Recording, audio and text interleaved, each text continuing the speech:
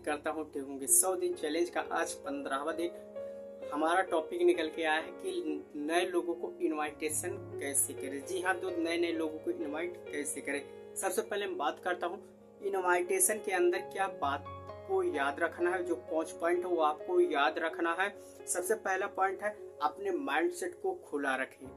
दूसरा पॉइंट है पूरी जानकारी कभी भी ना दें।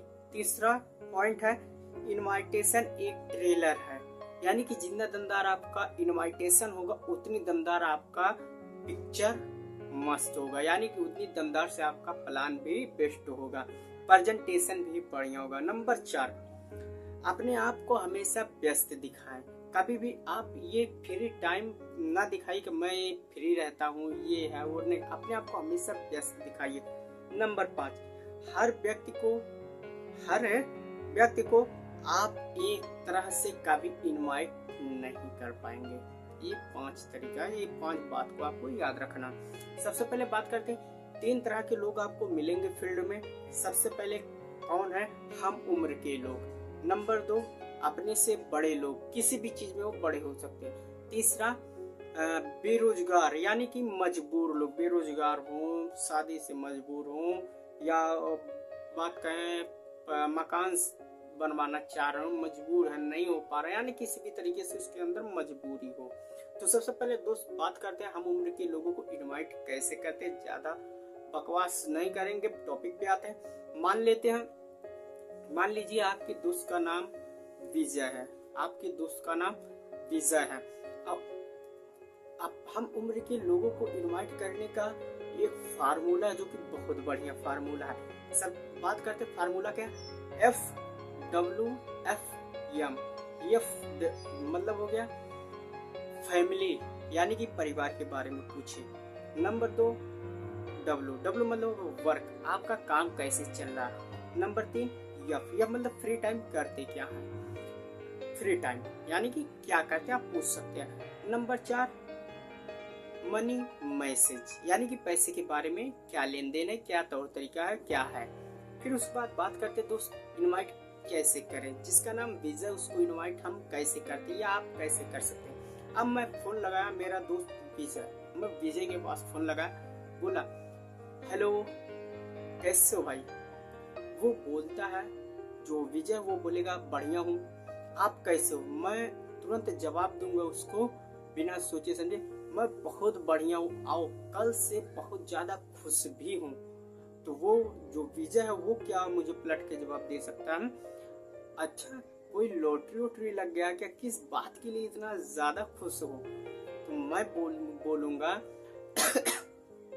कि कल तक मैं बहुत बेरोजगार था, मेरे पास है कोई इनकम करने का जरिया नहीं था दोस्त, क्या बताऊं, लेकिन मुझे आज ऐसा कोई काम मिल गया है जो मैं पार्ट टाइम और फुल टाइम दोनों तरीके से कर सकता हूँ। चाहे मैं पार्ट टाइम करूँ चाहे फुल टाइम करूँ, जहाँ से 15 से 20 हजार रुपए मैं कमा भी सकता हूँ। इसलिए मैं बहुत ज्यादा खुश हूँ।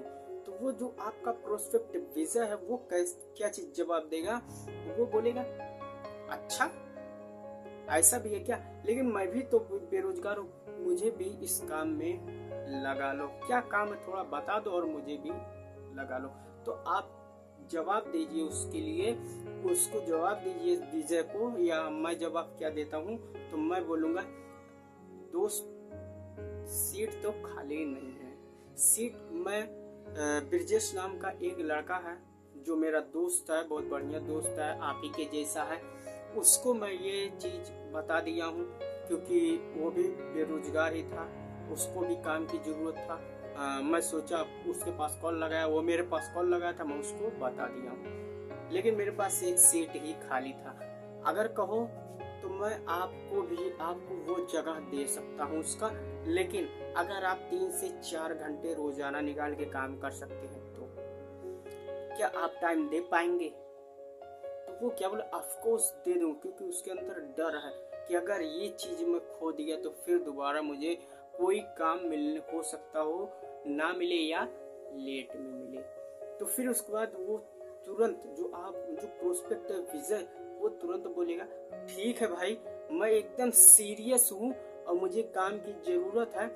फिर उसके बाद उसको आप बोलिए कि चलिए ठीक है, कोई बात नहीं है, आप कब, मैं देखिए 2 टाइम खाली हूँ, आज शाम को 6 बजे, नहीं सॉरी, कल शाम को 6 बजे और परसों दोपहर को 11 बजे। आप कोई भी टाइम, 2 टाइम दे सकते हैं, सुबह और शाम, आज कल परसों ऐसे कुछ करके, ठीक है। फिर उसके बाद आप उससे पूछिए क्या आप इस टाइम खाली होकर के समझ सकते हैं काम।